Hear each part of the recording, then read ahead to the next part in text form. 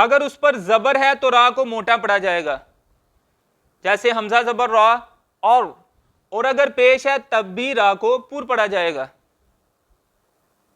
हमजा पेश रा उर, जब रा साकिन होगा फिर पहले वाले हर्फ की अलामत को देखा जाएगा, अगर उस पर जबर और पेश है तो रा को मोटा पढ़ा जाएगा। जैसे लफ्ज अल्लाह वाली में हमने कायदा पढ़ा ना, उसी तरह इसको पढ़ा जाएगा। अब एक सवाल पैदा होता है कि रा साकिन हो, उससे पहले वाला हर्फ भी साकिन हो,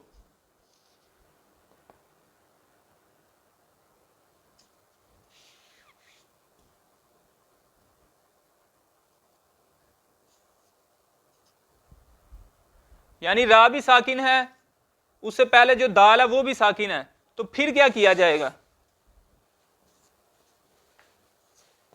तो फिर उससे भी पहले जो हर्फ होगा उसको देखा जाएगा। उससे पहले है काफ, काफ के ऊपर अगर जबर है या पेश है तो रा को मोटा पढ़ेंगे।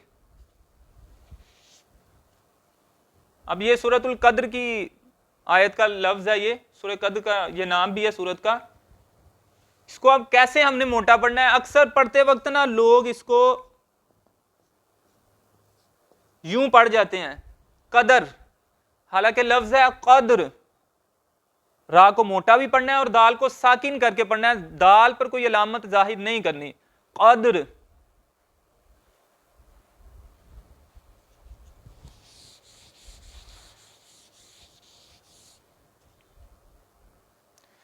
इसके अलावा आपको बताता चलूं कि जब रा के नीचे जेर हो, खड़ी जेर हो, दो जेर हो,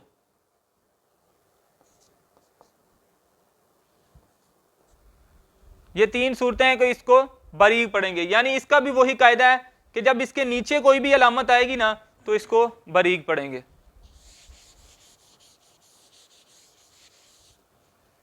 जब रा साकिन से पहले जेर आ जाए ना तो रा को बारीक पढ़ते हैं, लेकिन एक सूरत ऐसी है कि रा साकिन से पहले जेर भी है लेकिन फिर भी रा को मोटा पढ़ेंगे। वो कौन सी सूरत है?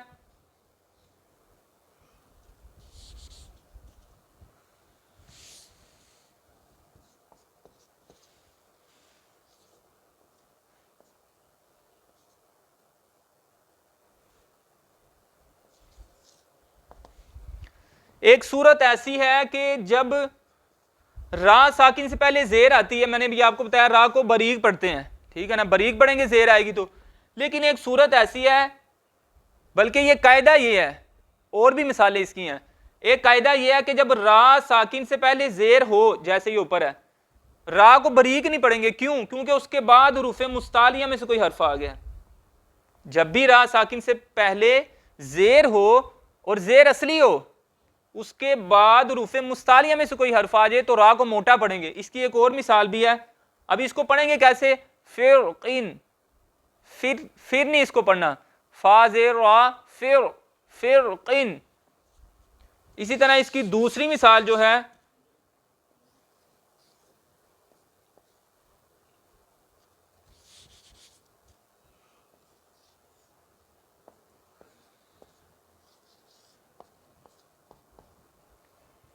अब ये रा साकिन है, उससे पहले जेर भी आ गई है, रा को पढ़ना था बारीक इस कायदे के मुताबिक, लेकिन इसको मोटा पढ़ना है। क्यों? क्योंकि उसके बाद रूफ मुस्तालिया में से साद आ गया, ये हमारे पास साद। अब इसको कैसे पढ़ेंगे?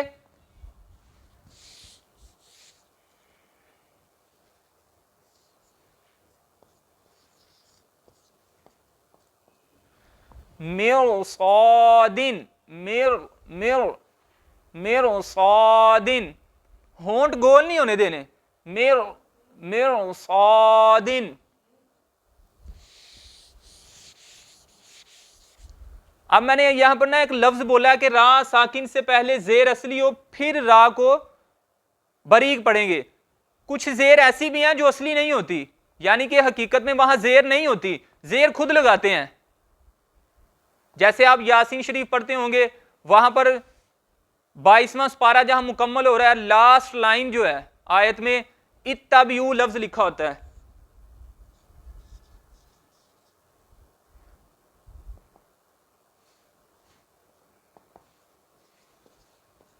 अब यहां पर अलिफ के ऊपर कोई अलामत नहीं होती, हम इसको क्या देते हैं, जेर दे के पढ़ते हैं, इत्तबीउ, इसको बोलते हैं जेर आरजी, और जो पहले से हो वो जेर असली होती है। अब वहां पर जेर लगी नहीं हुई लेकिन पढ़ने में आती है। अब कुछ हरूफ ऐसे भी हैं, कुछ मिसालें ऐसी भी हैं कि जिसमें जेर होगी नहीं, जैसे 30वां पारा है सूरह फज्र,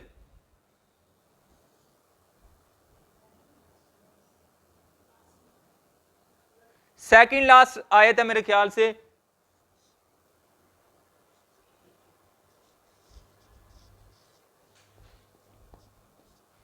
वहां पर लफ्ज लिखा है ये, अलिफ पर कोई अलामत नहीं है लेकिन देते हैं खुद जेर पढ़ने में। अब ये जो कायदा है, रा साकिन से पहले जेर, रा को मोटा पढ़ेंगे, रा को बारीक पढ़ेंगे। यहां पर कायदा था कि रा को बारीक उस सूरत में पढ़ेंगे जब जेर असली होगी, लेकिन जब जेर आरजी होगी, यानी कुरान पाक में मैंने आपको बताया कुछ अल्फाज ऐसे हैं कि रा साकिन से पहले जेर कुछ भी नहीं है हर्फ के ऊपर, तो जेर लगा के जब खुद पढ़ेंगे तो उसको मोटा पढ़ेंगे। कायदा यह है कि रा साकिन से पहले जब जेर आरजी हो, जेर आरजी यानी खुद पढ़ने में हम लगाएं, तो इसको मोटा पढ़ेंगे। अब इसको इरजी ई नहीं पढ़ेंगे बल्कि इरजी, हमजा से रा, इरजी इरजी। अब एक और सूरत रह गई है,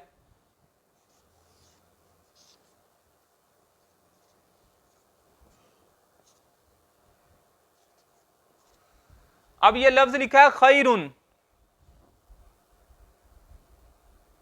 अब इस पर अगर वक्फ करें ना हम, तो रा जो हो जाए ये खैरुन से बन जाएगा